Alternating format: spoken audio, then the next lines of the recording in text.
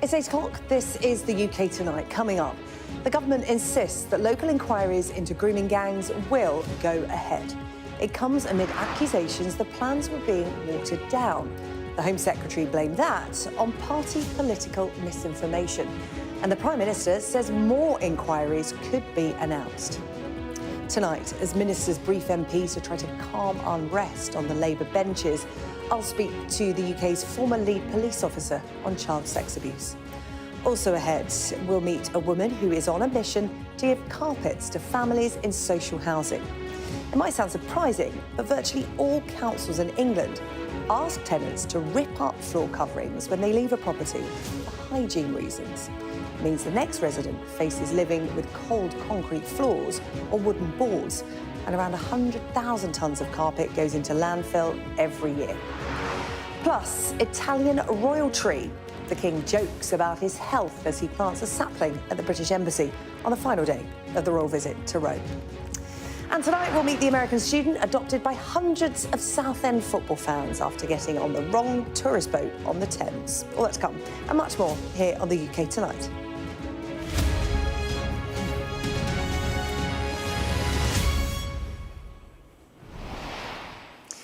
The government has today rejected claims that it's watering down inquiries into child sexual abuse. A row has erupted over the 5 local inquiries announced by the government back in January, after Safeguarding Minister Jess Phillips failed to mention them in a statement in the Commons just before the House rose for Easter recess. Today, the Prime Minister rejected any criticism and suggested more investigations could actually be held. But Sir Keir Starmer said that he wants to focus on implementing the recommendations of previous inquiries before holding others. Our Home Editor, Jason Farrell, has tonight's first report. I didn't even know my dad still had this, though. That's why it's a bit weird, you know, looking at it. Scarlett's dad kept multiple files recording what he believed was a failure of agencies to protect his daughter when she was a teenager. She would continually go missing after being groomed and trafficked for sex. 2 years ago, Scarlett waived her anonymity to tell her story to Sky News. But today, Marlon says his daughter is still being failed by a lack of decisive action from the government. My daughter, Scarlett, has been let down by local authority, by the social workers, by the police force, and then when you think it gets to the level it has done, with the government, she's just been let down again. That's what's cruel. The political row over grooming gangs was triggered by a few tweets from Elon Musk at the beginning of the year. And it re-emerged after a statement to the House from Jess Phillips was interpreted by many as the government rowing back on a promise to hold 5 local inquiries into grooming gangs. The Home Secretary spent much of this morning insisting the 5 inquiries will go ahead, if not more. The Prime Minister added that more important still is to implement recommendations from the previous independent inquiry into child sexual abuse. We're now implementing the recommendations from the national inquiry. 17 of them we're taking forward. Of course, if there's further local inquiries that are needed, then we put some funding behind that and they should happen. But I don't think that simply saying we need more inquiries when we haven't even acted on the ones that we've had is necessarily the only way forward. The opposition says it will look to force a vote in Parliament to have a national statutory inquiry. We have been trying to get cross-party support. Labour MPs are being heavily leaned on by their whips, by the Prime Minister and the Home Secretary. I don't think that is right, so we're going to force another vote. We'll try and get as many Labour MPs to vote with us, but this is a matter for them. The public will see who is on their side when we have another vote on getting a national inquiry. Home Office Minister Jess Phillips has been holding meetings with backbench Labour MPs to try and reassure them that nothing is being watered down. But the truth is we won't really know the government's full plan on this until a rapid audit that they've commissioned by Baroness Louise Casey comes back in a month or so. The government's statement to the House, timed just before the Easter break, has pretty much ensured this will be back on the agenda when MPs return. Jason Farrell, Sky News.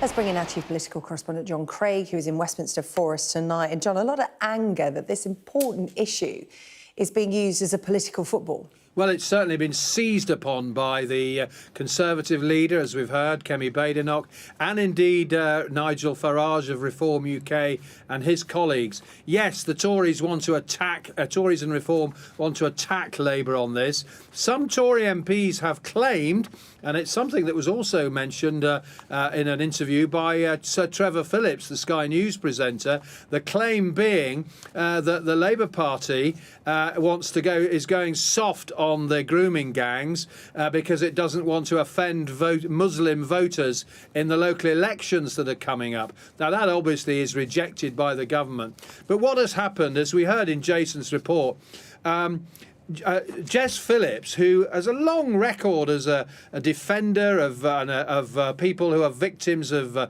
sexual abuse, assault, violent abuse and so on, really did sow confusion. Now, you saw how empty the chamber was just an hour or so before MPs left Westminster for their constituencies for the Easter break. But she sowed confusion here. Now, you also heard the Prime Minister say the government is taking forward 17 recommendations from the big report that was already been done. That is not all of them, because there were 22, and there's some criticism of the government for not taking all of them forward.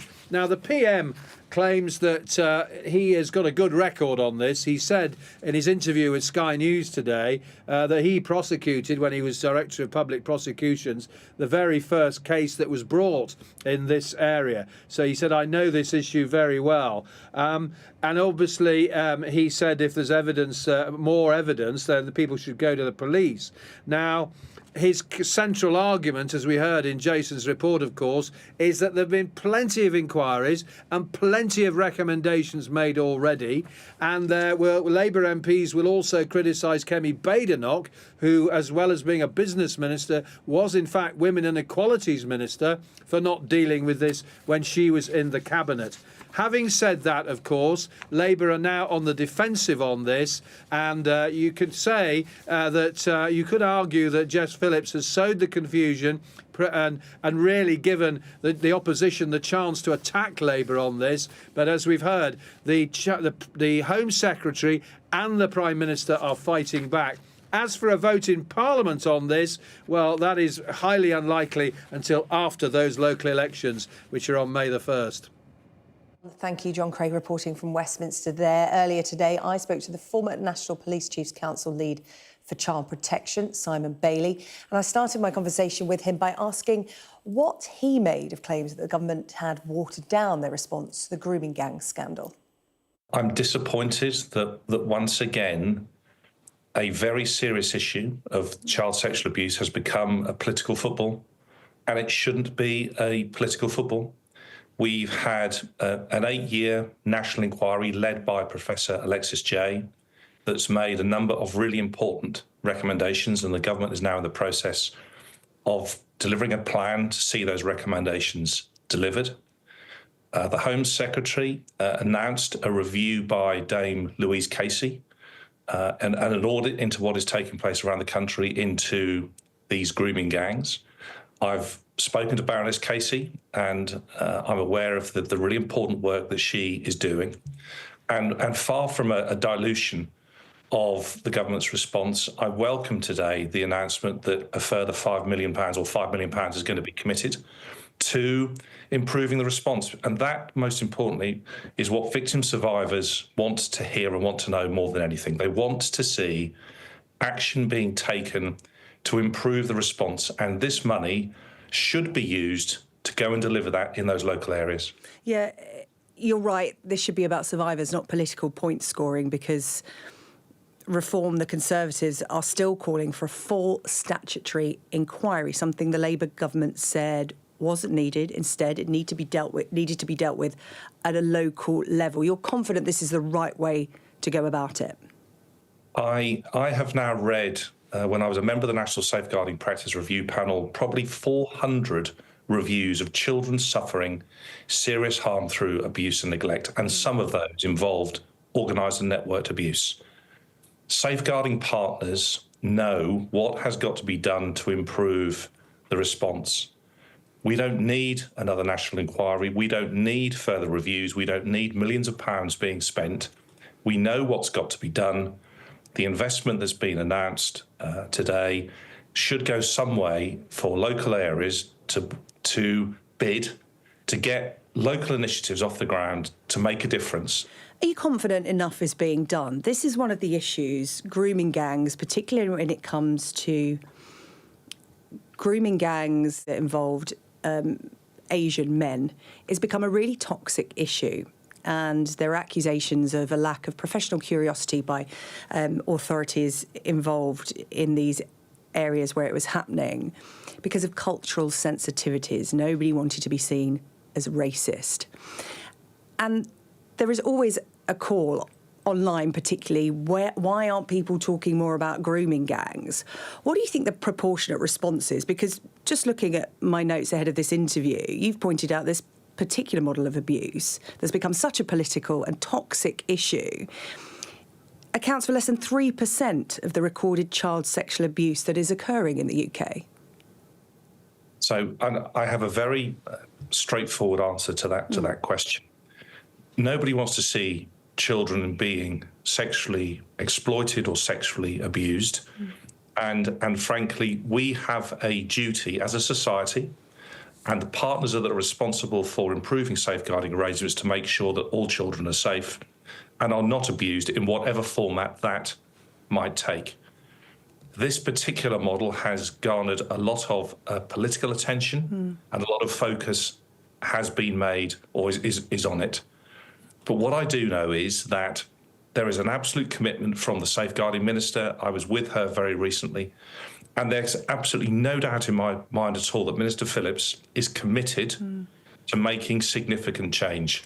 This announcement today is around delivering that significant change.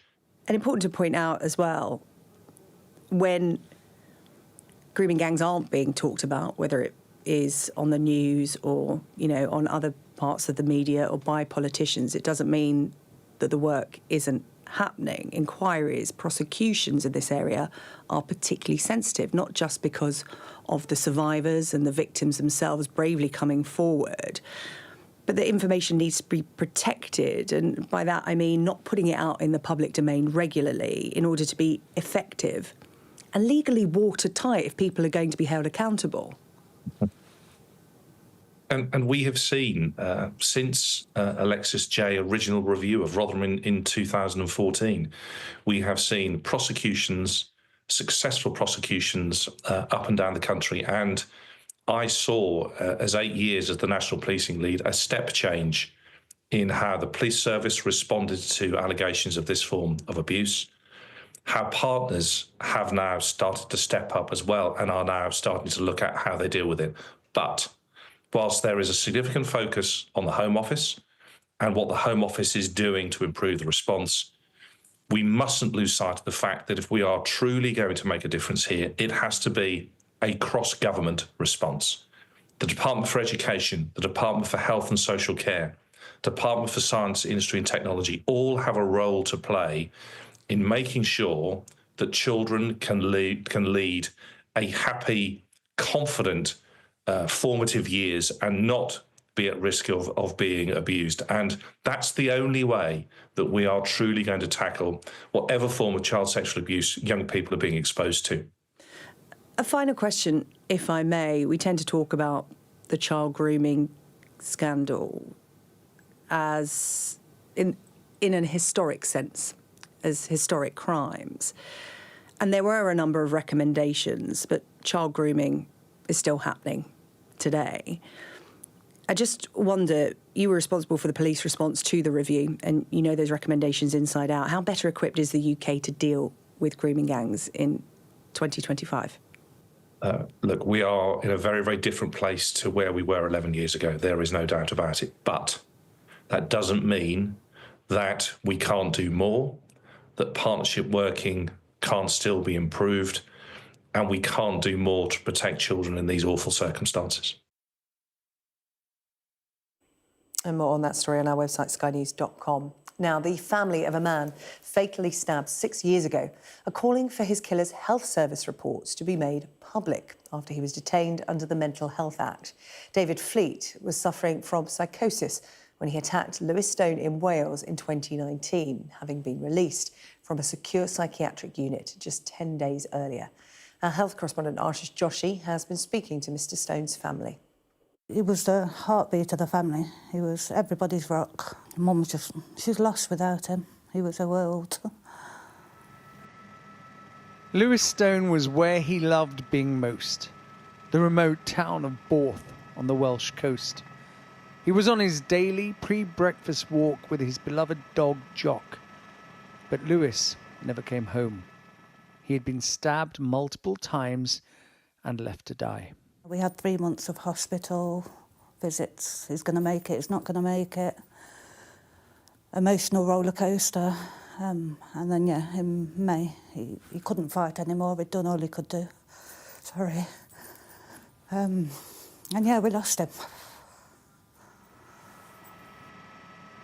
His killer, David Fleet, had been let out of a secure psychiatric unit just 10 days before the random attack in 2019.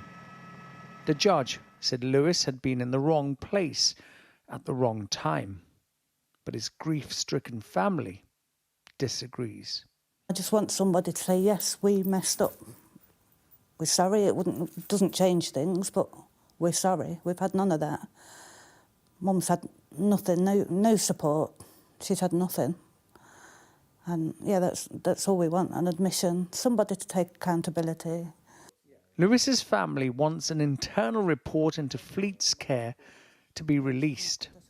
But Hywel Dda University Health Board told Sky News the duty of candour for patients came into force in Wales in April 2023. At the time of this incident and concern, we fulfilled our duties to be open.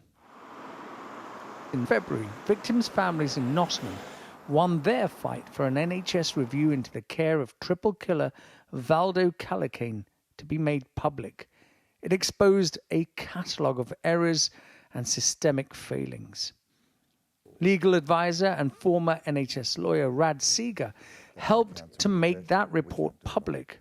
The two cases, he told us, have striking similarities.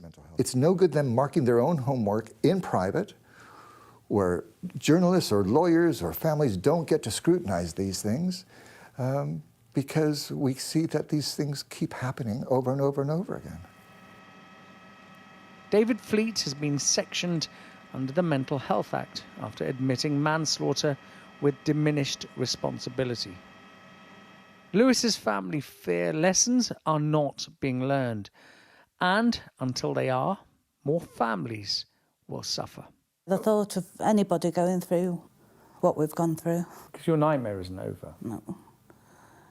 We, like, as other families as well, we're living the life sentences. Alexis Jay, Sky News. David Fleet's family declined an opportunity to speak to Sky News. To Birmingham now, and the Deputy Prime Minister has urged union staff to suspend their bin strike and accept a pay deal. Rubbish has been piling up on streets across the city for more than a month now. This is after Unite members walked out in a bitter dispute over pay and jobs. Angela Rayner and Local Government Minister Jim McMahon visited Birmingham today and met staff involved in clearing the backlog. We know that the council have been engaged in consultation and discussion and negotiation with Unite. That's a good move. That's happened over the weekend and the last couple of days. There is a significantly improved offer on the table for the workers, and I'm urging Unite to suspend their action and to accept that offer.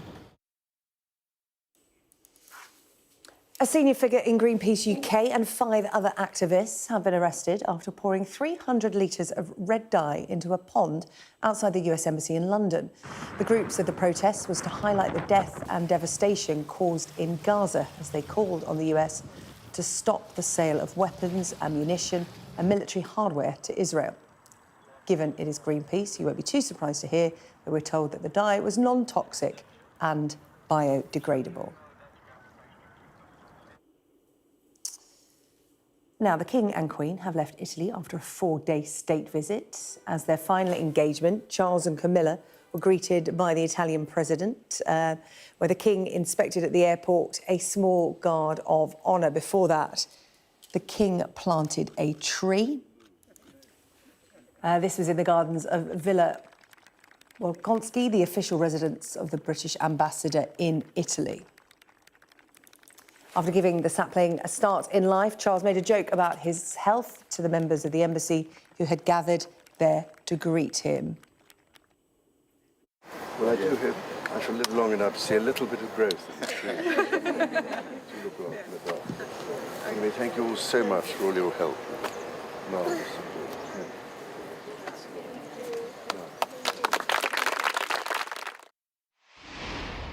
Some breaking news now concerning Prince Harry. We understand from the AP news agency that Prince Harry has visited war victims in Ukraine as part of his work with wounded veterans. This is coming from a spokesperson for Prince Harry. He has visited war victims in Ukraine as part of his work with wounded veterans. That's all the information we have at the moment, but as soon as we get more, we'll bring it to you here on Sky News. So to come here on the UK Tonight, we'll meet a woman who's on a mission to give carpets to families in social housing. And we meet the American tourist who was taken on a National League away day after accidentally boarding the wrong boat.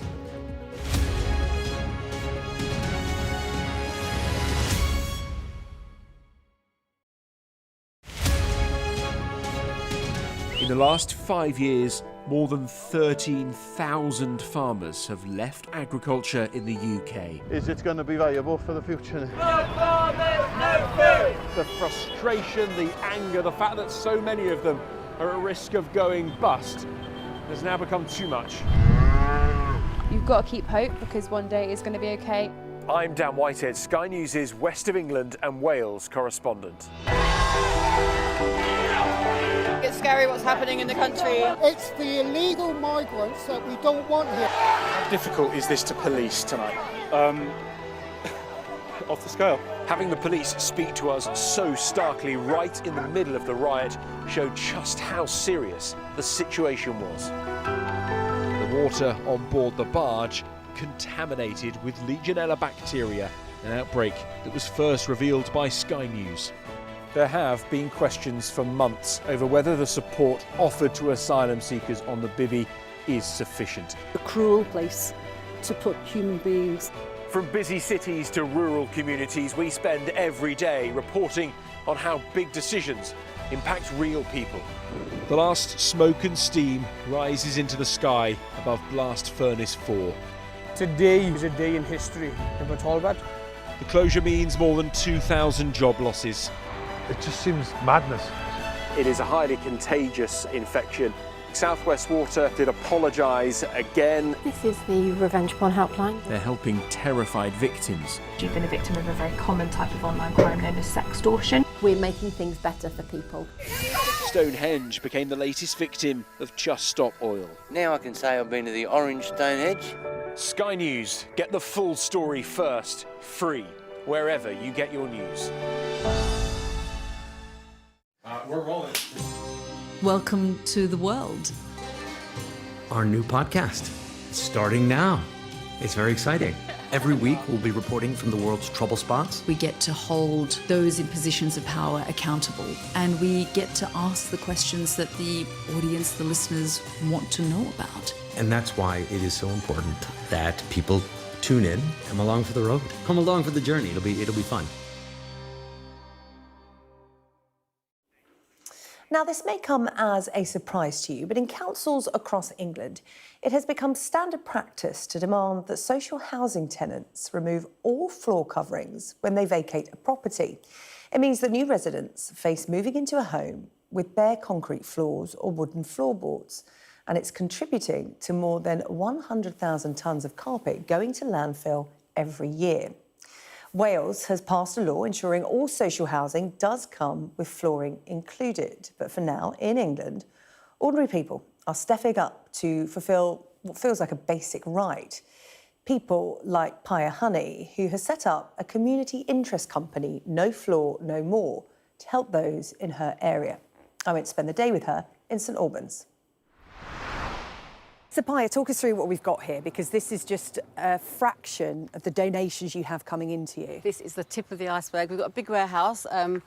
We keep everything there, but then we take it from here to here for collections from the public. So let me take you through here. We've got carpet tiles donated from a local business. They were clearing out, so rather than going to landfill, we took them. They're all mismatching, but there's lots of things you can do with them. They're all brand new, very affordable.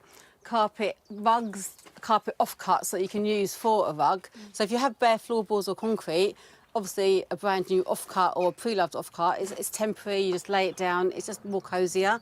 Beautiful rugs, carpet offcuts again, left over from a build. At the back we've got vinyl. There's a lot in here.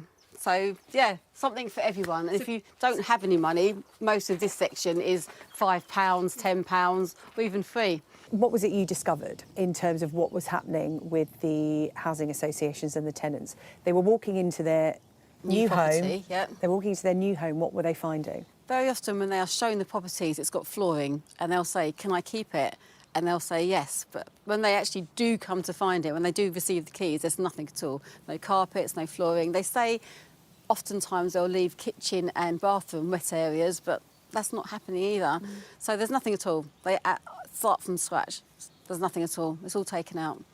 So people, and often young families, are moving into homes where what's on the floor? Bare concrete, bare floorboards. Floorboards, bits sticking up, nails. Yeah, it's not just health and safety, it's standard of living. It's well-being. Yeah, well-being.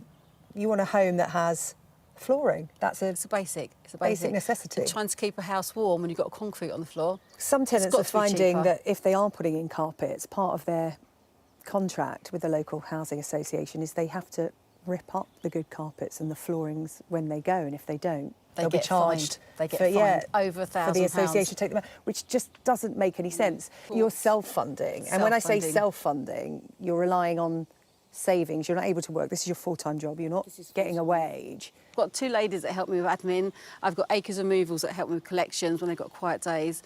But on the whole, I do the whole lot myself. I've got a few carpet fitters on board, but this is their wage. They earn their money. They earn good money, carpet fitters. So I appeal to their better nature, and I say, if they're on benefits, could you just give them a kinder price, be softer with them? You know, if you've got a quiet day, can you tell me, and I can fill that day up for you? If you've got offcuts, can I have them, please? So, Eamon, you come and deliver to Pia once every couple of months. This is the latest delivery you've brought down, 6-hour round trip for you. Yeah. How did you come to find out about Pia and what she was doing? Well, we found out about Pia really just through an internet search. We were looking for some an outlet for our roll ends and remnants. Previously, they just used to go into our skip and it would go off to landfill and incineration. But really, we wanted to have a green initiative, find out where we could reuse the carpet to repurpose it. And obviously, you come from Herefordshire, as I said, a 6-hour round trip.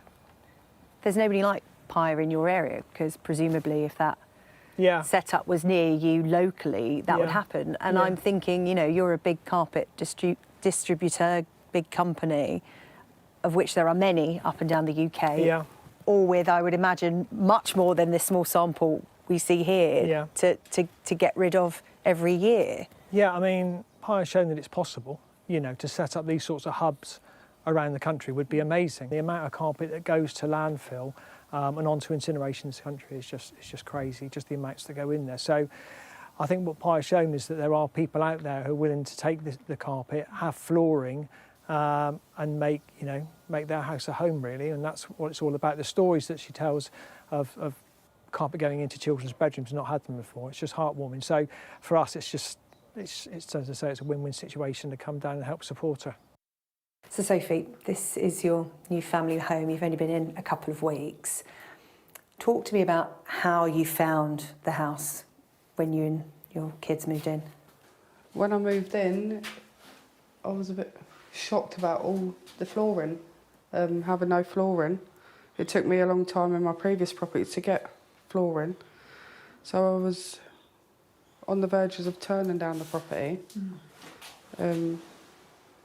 Yeah, in the end I took it. These are the kids' bedrooms. This is where the boys sleep. And again, No flooring either.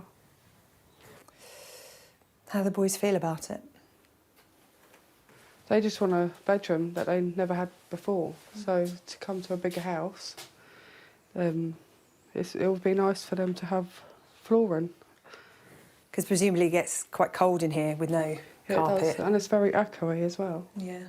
Well, you found Paya, like so many people do, on social media, and she's been helping you, because we can have a look at the difference it makes, right? Because down this hallway here, you show me, you've got your girls' bedrooms.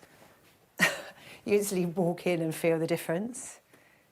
It's so much warmer, and the sound.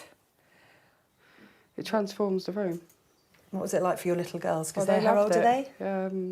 They're 5 and 3. And what difference has this made to them to have? When they first come in, I was like, oh no, I don't want this room. But then they had the carpet and they was happy. Yeah, makes such a difference. Yeah. What would you say about Paya and the impact that she's having on families like yours? There ain't any other carpet people like Paya. The amount of time and dedication she puts into it, yeah, like no one else would do that. No one else has done that. She's the only one that I've come across. So without her, I wouldn't have been able to put flooring down. And obviously she's helping towards the cost of fitting my carpets, which I also wouldn't have been able to do. How do you feel about what you do? Because as we've discussed, you're not being paid for this. You know, you're relying on your savings. You're a grandmother. You envisaged by now having a more relaxed life. Why do you keep doing what you do? Do you know what? You do encounter people that you don't really think I should be helping, but then you also meet so many people that are so appreciative of what you're doing, and they have no way of helping themselves. So, yeah, a whole stairs and landing I did, and the lady said the kids come in from school, take their shoes off, and they sit on the stairs in the hall, stroking the hall carpet. They don't have flooring, so they just sit on the stairs. How lovely is that? You know, another lady, the child's bedroom was done, and she's got 5 children, and then all the kids come home from school and sit in that room. It doesn't have a TV in it, but it's that's the first room that got carpeted. So they all go and sit in that room. It's just comfort, isn't it? Mental health, ease, everyone's happier. And I really don't like things going in the bin. Literally, I'm obsessed. This would have gone in the bin. Landfill, buried, chemicals. It's not going to decompose anytime soon. It's carpet tiles. They're here for a long time. And they should be here on someone's floor, not in a shipping container or in the ground. They should be here helping families move forward, helping mental health. Paya Honey there of No Floor, No More. Well, we did ask various authorities for a response to our story. In a statement, Chris Trail from St Albans City and District Council said, "We are committed to ensuring our social housing properties are in the best possible condition for new tenants when they move in. In doing so, we provide all tenants with our flooring policy, and our team are happy to discuss any issues they may have. The policy is based on the best practice of other local authorities and housing associations and reviewed regularly. As part of their tenancy agreement, tenants are asked to remove all flooring, such as carpets and grippers, before the property is handed back. This is because the flooring may be in a poor condition and unpleasant for the incoming tenants, and because pets may have been in the house, pose a risk of flea infestations. However, exceptions are made where the flooring is in a good enough condition to be gifted to the incoming tenant." A local government association spokesperson told us here at Sky News councils are fully committed to improving the quality of social housing and are determined that all tenants should have the security of a safe and well-maintained home. However, local government is under mounting pressure to find suitable homes for an ever-increasing number of people, and there are currently over 1.3 million families in England on waiting lists for social housing. This means councils are having to make impossible decisions about maintaining existing housing stock and building more homes that the country seriously needs. And we've had this from the Ministry for Housing, Communities and Local Government. The statement says, "Everyone deserves to live in a safe, secure and comfortable home, which is why we are speaking to landlords about their practices on floor coverings and consulting on a reformed decent homes standard to boost housing quality and social and private rented homes this year." So watch this space. A thank you to Paya for bringing that story to us here at Sky News. Still to come here on the UK Tonight, I'm going to be joined by the guilty feminist Deborah Frances-White to discuss her new book and the conversations that she says we're scared to have.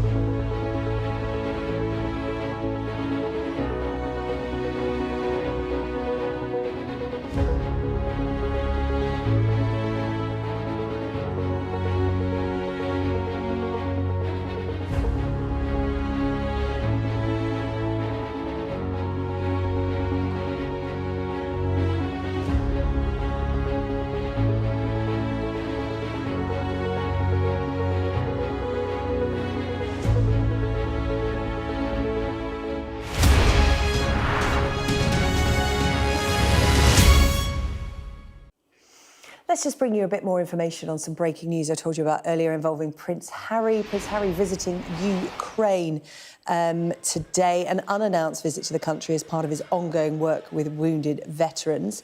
Prince Harry visited the Superhuman Centre, which is an orthopaedic clinic in Lviv that treats and rehabilitates wounded military personnel and civilians to see the services that are provided in the country in the midst of the war. The centre provides prosthetics, reconstructive surgery and psychological help free of charge. The Duke of Sussex, we understand, was accompanied by a contingent from the Invictus Games Foundation, including 4 veterans who have been through similar rehabilitation experiences. The visit to the area in western Ukraine, which has frequently been targeted with Russian missiles, was not announced until after Prince Harry was out of the country. Now, public opinion and debate has never felt so polarised. Certain topics, like freedom of speech, cancel culture or the trans debate, are seen as toxic, too difficult, too divisive. Well, this is something Deborah Frances-White, otherwise known as the comedian and podcaster, The Guilty Feminist, is tackling in her new book, 6 Conversations We're Scared to Have. I had an interesting chat with her about it earlier this week, and just to warn you, you won't agree with everything she says, but then I guess that's the point. People often say being on social media, online all the time, lowers your empathy. We've all lost empathy, and it's like they think of keyboard warriors, trolls. They forget there's a real human being. Yeah. There's a Actually, disconnect. yes, absolutely. But actually, what I discovered when I researched the book is that's not true. What I'm arguing is that every single day, social media demands that we are more and more empathetic, but to fewer and fewer people. And that's how a cult works. So it's, if you're not with us, you're against us. So you've got to have solidarity for these people. Silence is violence. You must be speaking out. You must be saying all the, loving all the people in this group. But anyone outside of that, they're wrong, they're bad, and don't have any empathy for them. So in the book, I go into the different kinds of empathy. You could have cognitive empathy, i.e., I see how you got there, or affective empathy, I feel what you feel, I feel sad for you. And stories are great for igniting our affective empathy, but we should have cognitive empathy for everyone. Yeah. Like, do the work to go, they might have voted differently from me, but why? How did they get there? What's underneath what I think of as a bad decision? Is there fear there? Is there a desire to look after their family in some way? It's important.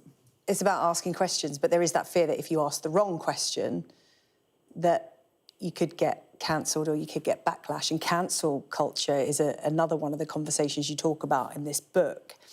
Something you talk about in the book, which is I found really interesting, was that you feel the right is coming together. And by the right, you don't mean people with right-wing views, you mean the far right. You feel that they're getting organised when it comes to these type of conversations and sorting out their narratives. The left, though, you feel, is increasingly divided, entrenched in their positions, too caught up on language and what can seem like trivial points in the grand scheme of things. I think that's very true, SJ. The far-right Christian nationalists, I'm not talking about people who are fiscally right or, I'm talking about the people that stand out the front of abortion clinics, with signs screaming in America, the people who don't want any gay rights, any LGBT rights for anybody at all. We look at what's happening in America now and we see that it is going towards the Handmaid's Tale. Women's voting rights are being toyed with. There are women who having a miscarriage and it's being treated like a crime scene. There are states where having an abortion is now is now going to be treated like a murder, like a homicide. And they have the death penalty. We're going into Gilead. If people know the Handmaid's Tale reference, we are going into the Handmaid's Tale. And you explore this when talking about gender nonconformity, as I said, more commonly known as the trans debate, which is currently seen as one of the more toxic issues to discuss today. In the book, you reference a time not too long ago, around a decade or so ago, where gender nonconformity was seen in a positive light. People here in the UK will remember Nadia winning Big Brother. It wasn't seen as a big deal at the time. It was seen in a positive light, celebrated. Orange is the New Black. They had a trans character in that. What changed, do you think? It's such an interesting question. So we all remember Orange is the New Black coming out, and I've looked back, there were even, the Daily Mail, there were positive articles. I can't find any of the commentators who are now, openly saying, trans women are taking women's rights. I can't find anything. And that character, she was working in a beauty parlour, one-on-one, alone with women. Nobody said a thing. What the investigation that I did was that it was these far-right Christian nationalists who actually asked the question, what do feminists disagree on? And there'd always been a bit of a disagreement about whether that was more queer rights or feminist rights. And they have pumped a lot of money into it. Now, listen, I'm not saying all the women who feel that that's the case are aligned with them. I think the opposite. I think they're not aligned with them at all. But I think it hasn't helped. But the fact is that has been stirred up by... It's a wedge issue. And by wedge issue, you mean... What do you mean? That's their entrance into wholesale change. This is not... Absolutely. What do we want to change? What can we change? Exactly. What creep can we make? They stopped asking, what do we want? And they started asking, what can we get? And that was a first step. But at the same time, it has not helped that on the left, or in progressive movements, or trans-inclusive movements, that people go online and just go, if you've liked a tweet about sport, then you are, you're one of them. We need to be inviting people in. Something that I'm saying in this book is, Coca-Cola do not advertise by saying, screw you if you drink Pepsi. We need to be interested in what persuades. We need to be holding conversations. People do not change their amygdala, they change their mind. So I really feel we need to be having better, warmer conversations. That conversation has become so flammable, and I'm hoping the book can reframe it so that people can come, people who just don't know anything about it, or they're in the middle, or they've read this and they're questioning that. It's a place where they can think it through. Still to come here on the UK Tonight, the American student who was taken on a National League football away day after accidentally boarding the wrong boat. And the Masters underway at Augusta. Can Rory McIlroy end his 11-year itch? I suppose it is, a major drought. The early signs, pretty promising.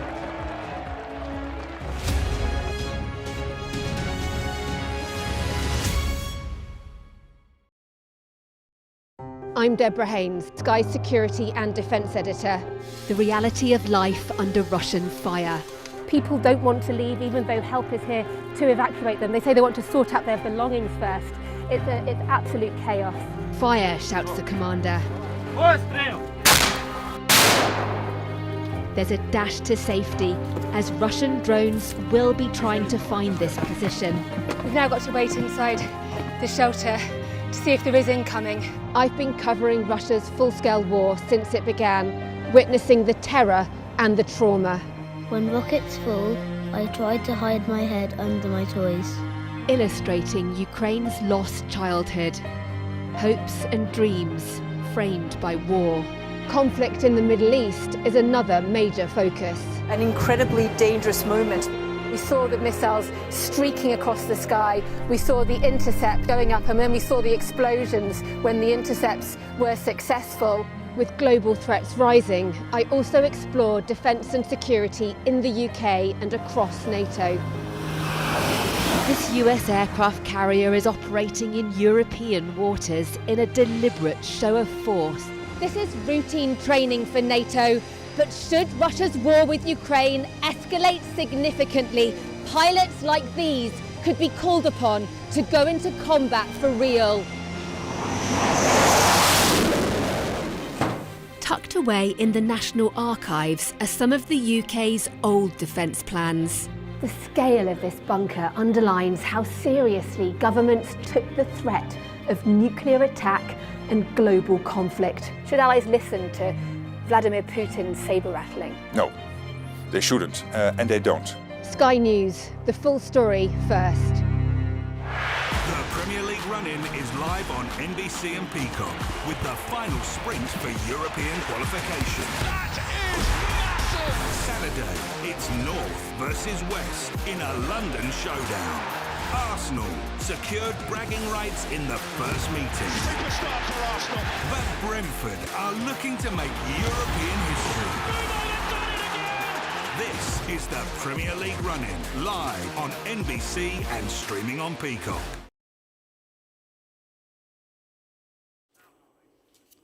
Let's take you live to New York. It is nearly 10 to 4 there in the afternoon. The New York Police Department has just confirmed that a helicopter has crashed into the Hudson River near Manhattan. This is the live shot we have of the Hudson at the moment. No more information at the moment, but all we have is the New York Police Department confirming a helicopter has crashed in the Hudson River. More on that developing story as we get it here on Sky News. But first, David Garrido is here with the sport. David, we are talking about the Masters, the first golf major of 2025 underway. I was talking about it earlier in the week here in the studio. It wasn't with you, actually. It was with one of your colleagues about Rory McIlroy. And could this finally be his year? Just during the break, we were saying you're preparing yourself for Sunday, the late finish and the heartbreak. Yeah, well, I hope it's not heartbreak this time because we've been saying this for like 11 years. I mean, you know, you mentioned it before, this sort of 11-year itch, I suppose. I mean, it does feel like that with Rory McIlroy because he's won 4 majors and the other 3 he's got in his pocket, but this is the one that'll lose him. He's made a solid start, Rory McIlroy, to his first round. The approach to 3, which he eventually converted for birdie. That's the one shot he's picked up, the rest pars. He's been really working on eliminating the errors and having a better short game, and he thinks that he can, therefore, be a bit more Scotty Scheffler And Scotty Scheffler is the world #1, and he's won 2 of the last 3 green jackets at Augusta National. This is a 60-foot birdie. 60 yard would be 180 foot. Don't think it is. 60-foot birdie. That was at 4. He's also got another birdie at 8 and at 16, so he is 4 under par. But currently leading the way, Justin Rose, 2013 US Open champion.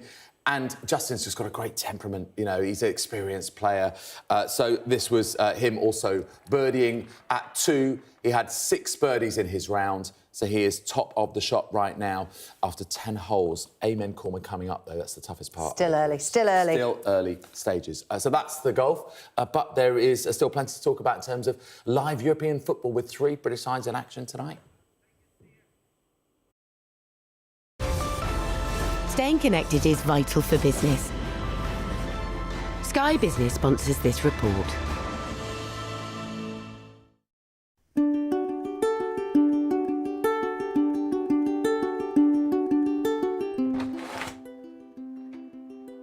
Hello, my name is Matthew Atpan. This is my home.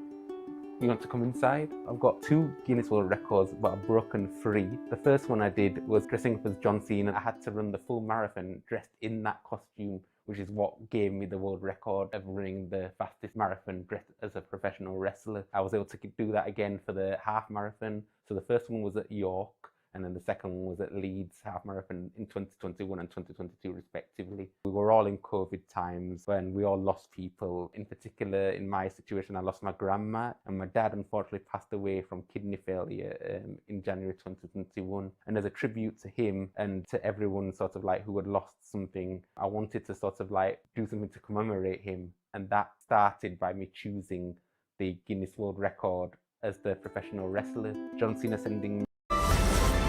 Sky Business sponsors this report. Now, an American student in London has become a shrimper after accidentally boarding a boat full of die-hard Southend United fans. Evan Johnston from Arizona hopped on a boat thinking it would take him past some of the capital's iconic landmarks. Instead, he had mistakenly boarded a Thames cruiser packed with Southend fans known as shrimpers, en route to their National League fixture at Sutton.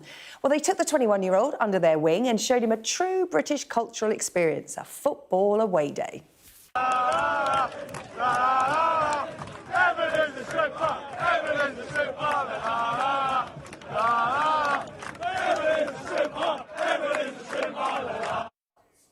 he looks slightly bemused there, doesn't he? Earlier, I spoke to Evan, as well as Southend United fan Andy Ward. So, Evan, how did you come to be on this boat full of Southend fans? Where were you originally heading? What did you think you were doing? Well, originally my plan was to get on a hop-on, hop-off bus city cruise by Hornblower, and that was not what happened at all. I was going to have a tour of like central London with Big Ben, the Tower of London, the Tower Bridge, but that ended up, I ended up getting in line with the wrong boat, and yeah. And you ended up in Sutton, which is a lovely place, but it does not have Big Ben or the London Eye or St Paul's Cathedral. Andy, you and the rest of the Southend fans had got that boat to go to this fixture in Sutton. You were going to get the boat and get the train.